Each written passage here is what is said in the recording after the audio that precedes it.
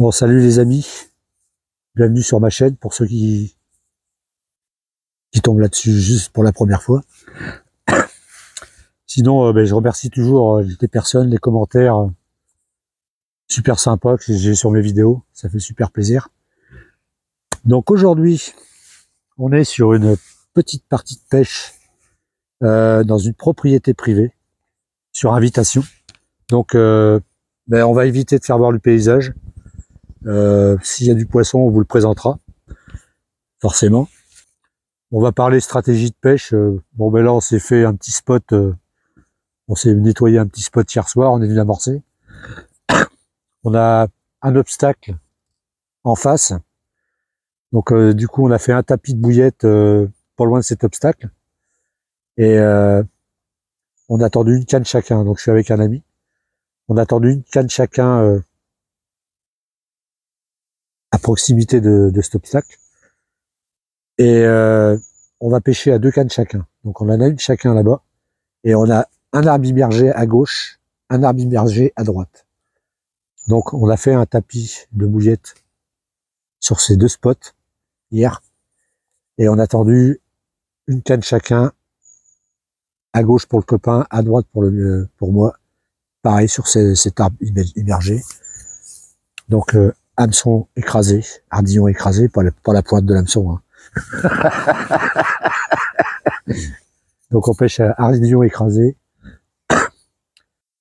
Comme j'ai dit, 2 cannes, enfin 2 cannes chacun. Et on pêche à la bouillette carmule sur les 2 spots au bord, à nos pieds, enfin, dans les arbres juste à proximité là.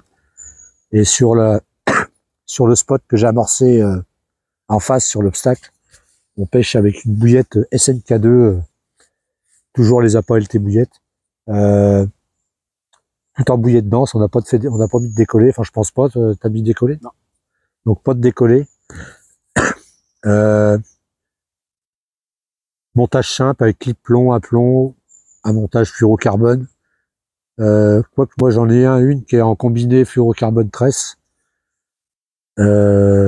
J'aurais dû la changer d'ailleurs, de toute façon on doit retendre les cannes tout à l'heure avant je changerai le montage. Sinon l'autre c'est tout nylon et en montage D-ring, puis moi c'est IQ D-ring. J'en ai une aux cheveux et l'autre IQ D-ring. Et le collègue en D-ring, en spinner. Non, D-ring. Ouais, juste un montage simple. Ouais. Ok. Voilà, donc qu'est-ce que je voulais dire d'autre? Bon, mais on fera pas voir le spot parce que le propriétaire veut pas, puis il a peut-être raison. Hein. Il a même sûrement raison. Et je voulais dire autre chose, je sais plus ce que c'était. Bah, je sais plus. Donc, ah oui, la bouillette qu'on a mis là-bas, c'est une SMK2. Non, pas une SMK2, une Carmule rouge. Alors, j'ai modifié un peu la texture, j'ai mis un peu plus d'ail dans le mélange d'épices. Et j'ai rajouté un peu de farine de calamar dedans. Donc on a amorcé au spot au loin avec ça, et les 2 spots à la carmule normale, carmule jaune. Voilà. Niveau stratégie, voilà, on n'a rien fait de plus, on va pêcher simple, et on est là pour à peine 24 heures. Donc on est arrivé, il était 16h30, c'est ça? Ouais. 16h30, puis on a commencé à pêcher à 17h, 17h30, et on est là jusqu'à demain matin, avant midi. De toute façon on part avant midi. Hein. Voilà. Donc s'il y a du poisson, on va vous le présenter. Petite poule d'eau. Je vais essayer de voir, déjà on va voir s'il y a des touches. Essayer de filmer en hauteur juste pour voir les écureuils et juste l'eau, pour pas faire voir le coin. Et pour l'instant on va boire un petit café et on va se poser, on va préparer le reste, le campement. Et j'ai oublié de vous dire un truc.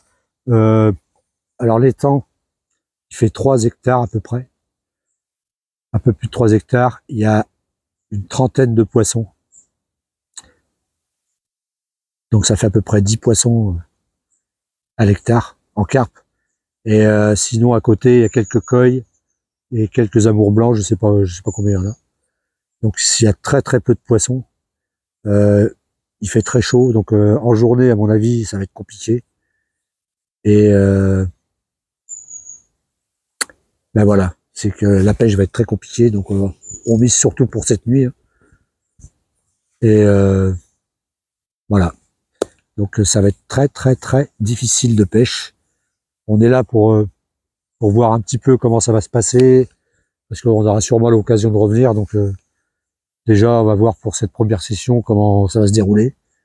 Si on voit que ça saute à des endroits, suivant les endroits où que le poisson saute, où on voit que ça bougera plus, peut-être qu'on optera pour une pêche différente la prochaine fois, on verra. Voilà. Allez, sur ce, je vous dis à tout à l'heure peut-être pour un poisson. Une espèce de nageoire derrière, mon gars. Elle est belle. Putain. Une sacrée morpho.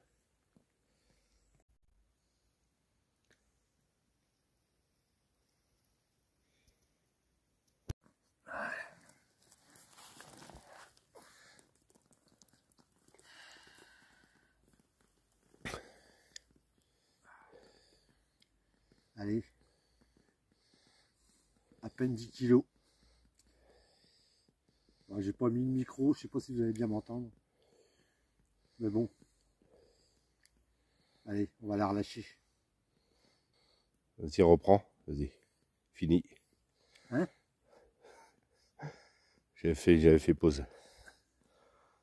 À peine 10 kilos. Ça fait super plaisir. Le lieu est très compliqué, donc déjà un poisson, c'est génial.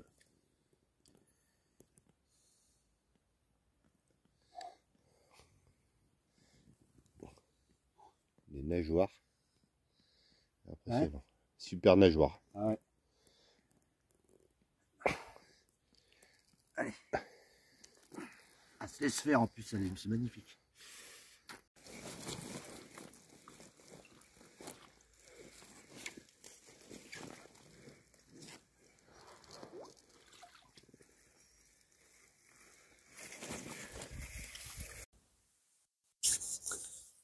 Bon les amis, donc après le départ de cette nuit, quelques tapes sur les cannes, juste pour réveiller le bonhomme.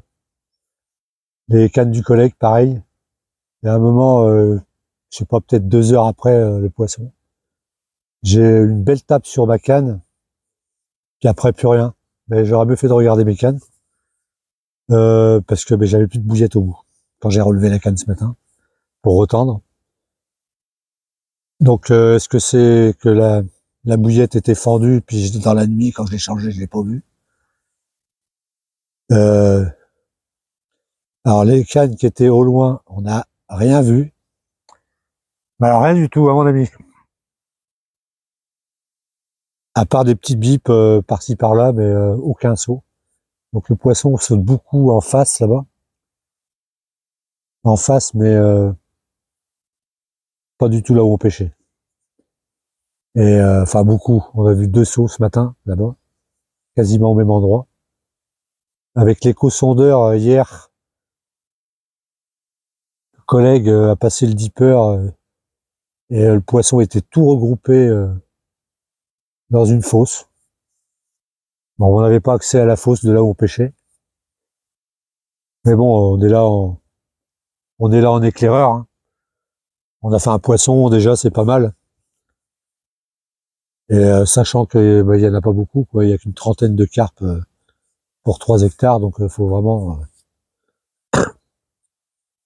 avoir un peu de chance pour en prendre une. Et puis savoir déjà où elle se trouve. Mais bon, on n'est pas capot, c'est le principal. Là, on va ranger tranquillement et puis on va les manger. Voilà. Alors le poisson, je l'ai pris sur la canne de bordure à droite là dans l'arbre immergé. Donc c'est bien qu'elle se trouve en bordure. Sinon en plein milieu, on n'a pas vu, à part des chasses de brochets, on n'a pas vu un poisson sauté. Enfin, au moins une carpe, quoi. Quelques remous en surface, mais on pense que c'est des chasses de brochet. Voilà, voilà. Sur ce, on va vous laisser et on va vous dire à bientôt. Allez, tchuss!